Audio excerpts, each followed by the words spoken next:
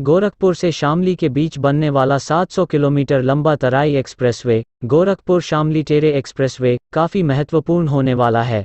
वर्ष 2017 में योगी आदित्यनाथ सरकार, योगी आदित्यनाथ गवर्नमेंट के कार्यभार ग्रहण करने के बाद प्रदेश में कनेक्टिविटी पर काफ़ी जोर दिया जा रहा है।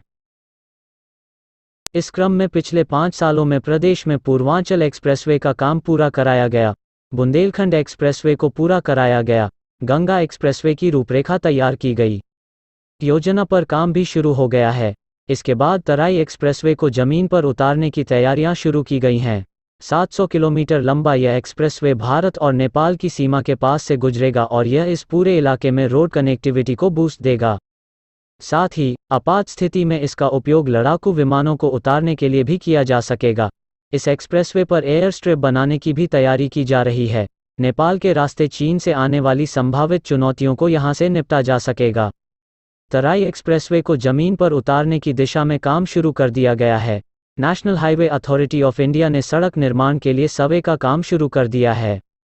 पहले चरण में उन इलाकों की पहचान की जा रही है जहां 3 किलोमीटर लंबाई में बिल्कुल सीधी सड़क का निर्माण किया जा सके। स्थान चयन के बाद वहां पर एयर स्ट्रिप के निर्माण में आसानी होगी। सीएम योगी ने तराई एक्सप्रेसवे पर एयर स्ट्रिप के निर्माण की पहल की है। इससे इस एक्सप्रेसवे की महत्ता काफ़ी बढ़ने वाली है। सीएम योगी आदित्यनाथ के सुझाव के बाद तराई एक्सप्रेसवे के लेआउट प्लान में भी कुछ बदलाव किया गया है। योगी ने दिया तराई क्षेत्र से इसे निकालने का सुझाव। सीएम योगी आदित्यनाथ ने पिछले दिनों एनएचएआई की चेयरपर्सन अलका उपाध्याय से गोरखपुर में चर्चा के दौरान एक्सप्रेसवे को तराई क्षेत्र से गुजारने का सुझाव दिया। चेयरपर्सन सीएम योगी को एक्सप्रेसवे की प्रगति से अवगत कराने पहुंची थीं। सीएम ने तब कहा था कि एक्सप्रेसवे के मार्ग में कुछ बदलाव किया जाए, इसे नेपाल सीमा से सटे तराई क्षेत्र से गुजारा जाए।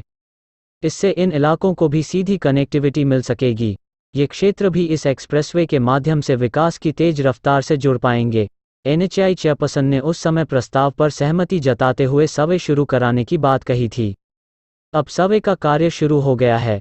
स्टार्ट पॉइंट पर भी चल रहा मंथन। तराई एक्सप्रेसवे की शुरुआत को लेकर भी मंथन चल रहा है। तय किया जा रहा है कि इसे जंगल कौड़िया या कैंपियरगंज में से कहां से शुरू किया जाए।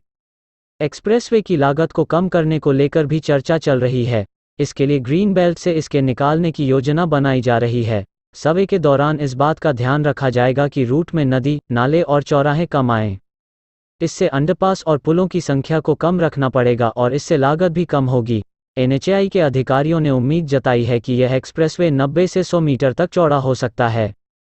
पूर्वी से पश्चिमी यूपी को जोड़ने की है योजना। तराई एक्सप्रेसवे के जरिए पूर्वी यूपी को पश्चिमी यूपी से सीधे जोड़ने की योजना है। इस एक्सप्रेसवे से पूर्वी यूपी के गोरखपुर, संत कबीरनगर, सिद्धार्थनगर, बलरामपुर, बहराइच आदि से निकालने की योजना है। इन इलाकों में सर्वे का काम चल रहा है। इन इलाकों से होते हुए यह एक्सप्रेसवे लखनऊ, सीतापुर, हरदोई, शाहजहांपुर, बदायूं, बरेली, रामपुर, मुरादाबाद, संभल, अमरोहा, बिजनौर, मेरठ, मुजफ्फरनगर, सहारनपुर से होते हुए शामली तक जाएगा। इस एक्सप्रेसवे के बनने से इस पूरे इलाके में विकास कार्यक्रमों को तेजी से लागू करने में सफलता मिल सकेगी। एनएचएआई की परियोजना निदेशक सीएम द्विवेदी का कहना है कि तराई एक्सप्रेसवे के लिए सर्वे का काम शुरू करा दिया गया है। सर्वे के क्रम में देखा जा रहा है कि गोरखपुर में इसे कहां से शुरू किया जाए। इस पर भी ध्यान दिया जा रहा है कि गोरखपुर और नेपाल के बीच 3 किलोमीटर सीधा एक्सप्रेसवे का निर्माण हो सके। इससे एयरस्ट्रिप की राह आसान हो जाएगी।